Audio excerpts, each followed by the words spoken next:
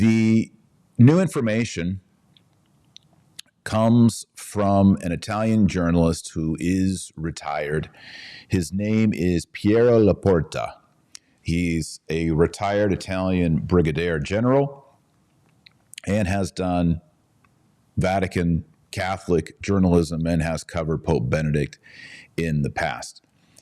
He says, and here I'm going to be reading it because it's kind of, I'm using the Google Translate of the original article, but it says, and so it's a little broken up, the voice brings me back to a vast Roman circle still in business. Now, as you'll see, this author, this Italian author, he says there's a St. Gallen mafia, but they're the minor players. The big players are what he calls the Roman circle. The Roman circle. So you've got the St. Gallen mafia, which we talk a lot about. He says there's something bigger, more vast, more sinister, and it's called the Roman circle, and it's still in business. Okay, so he mentions the vast Roman circle still in business to a prominent emissary of the U.S. government with his hands in finance where he still is, and in Italian politics, a senior figure in the National Security Agency, the NSA, who was boasting of the resignation which His Holiness Benedict XVI of venerable memory would soon be forced to sign while the first weeks of his pontificate were passing. So he's saying, as soon as Pope Benedict was elected Pope and became Pope, there was this member of the United States NSA, National Security Agency, bragging, one day this Pope Benedict is going to be forced to sign a resignation. That's the claim. The author goes on to say he did it with ease and arrogance, from which the design leaked out even above this very powerful organization.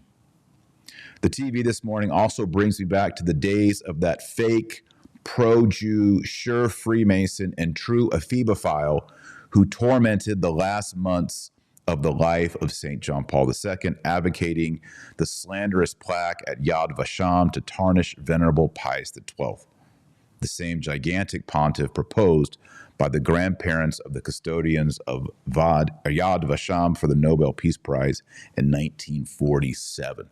This is a little bit obscure, and I'm not exactly sure who he's referring to here.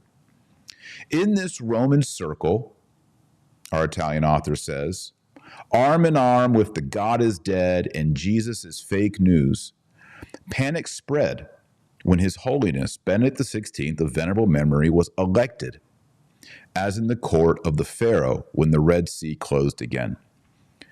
The St. Gallen Mafia, we're not joking, it was a fig leaf in comparison to the Roman circle, a dome of demons, which isolated His Holiness Benedict XVI of venerable memory, leaving him alone while the assassins of the, and here's a real big word in Italian, it's not translated, I think it's the National Security Agency. It's what it looks like. The NSA scourged the truth and then crucified it, end quote. So he's saying here there is a Roman circle, and he calls it the Dome of Demons. And that Dome of Demons came around, he says, Benedict XVI, and isolated Benedict XVI. He then goes on to say, again, this is the Google Translate of the original Italian. I can't vouch for its accuracy. What happened immediately after the wars, the assaults on Syria, Libya, Tunisia, Egypt, the Caucasus, and Russia, nerve gases, viruses, all the filth that sickened and impoverished humanity, allowing the demons to lay tables for the poor as long as they multiplied, would have been impossible if the church had been able to keep its free, authoritative, clean voice, shaken by the friendships with the Argentine colonels and then by the genuflections to the British brotherhoods around the anti-pope queen. Big language here. However, the wicked always forget an elementary and evident fact. The Red Sea closes. The good die, the wicked too. The judge is only one. End quote.